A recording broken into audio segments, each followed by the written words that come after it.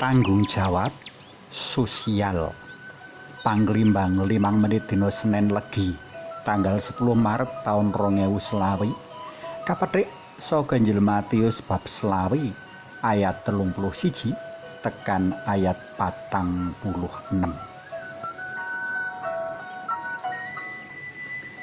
Lagi rame ing media sosial sawijining ormas keagamaan tartamtu nganakake sweeping utawa ngobrak sawijining warung kang buka wayah awan ing Kabupaten Garut. Kanthi arogan ormas mau ora amung tarit barang lan nundung wong-wong kang jajan ana warung mau, ananging uga ngrusak barang-barang darbeke kang duwe warung. Manut panemune ormas mau, wong poso kudu diurmati lan dijogo aja nganti kena godha. Sapa sing ora ngurmati lan nggodha wong kang nembe poso mesti antuk perkarane. Menawa ing PLMD wingi Pasaman Suci ngilingake kita kabeh bab kahanan sekenging diri kang gampangake kena godha. Dina iki Pasaman Suci ngilingake kautaman liya kang kinandhut ing mangsa Prapaskah. Tanggung jawab sosial. Ora kaya ormas tartamtu ing Cecala kang padha kumalungkung ngelak urmat kanthi tumindak suwiyah-wiyah marang pepadani. Wong Katolik kaprayogakake tumindak sewalike, peduli pepadha, mligine kang jroning kahanan sekeng, apes lan kesrakat. Kanthi cetha wela-wela waosan dina iki mbabar perkara iki. Sing sapa peduli pepadha bakal antuk pituwas bagya mulya bareng Allah kang Maha Kuwasa. Sing sapa lirwa pepadha bakal nemu cintraka bareng para durjana lan duraka ing papan panandang langgeng.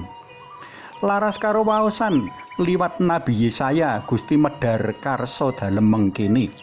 Poso kang ndak kersakake yaiku kowe kudu padha ngudari jirit-jirit kawengisan sarta temalining pasangan, ngedum-edumake pangananmu marang kang keluwen lan nggawa menyang omahmu wong miskin kang ora duwe omah, lan menawa sumur wong kang kawudan supaya kowe aweh awer-awer lan ora sesingitan tumrap sedulurmu dhewe. Wektu iku padangmu bakal sumelak kaya gagat esuk. Kowe bakal tinuntun ing bener lan jinurung ing kamulyaning Allah. Wektu iku kowe bakal nguwuhake asmaning Gusti lan Gusti paring wangsulan. Kowe bakal nguwuh nyuwun sih pitulung lan Gusti bakal paring wangsulan. Iki aku. Monggo sami kapirsani kitab Nabi Yesaya bab 58 ayat 6 tekan ayat 9. Para tresna PLM kinasih nuhuni pakon poso lan nyenyire ing mangsa Prapaskah kuwi becik lan prayoga.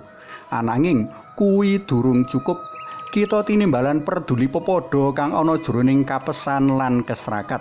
Monggo sami kapirsani tema APP taun 2020 Keuskupan Agung Jakarta.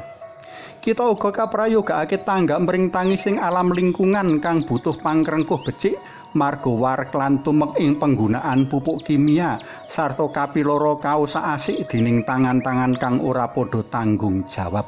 Monggo sami kapirsani tema APP taun 2020 Keuskupan Malang. Suwawi sami munjuk kunjung asma dalem Yang Rama so Yang Putra tuwin Yang Roh Suci. Amin.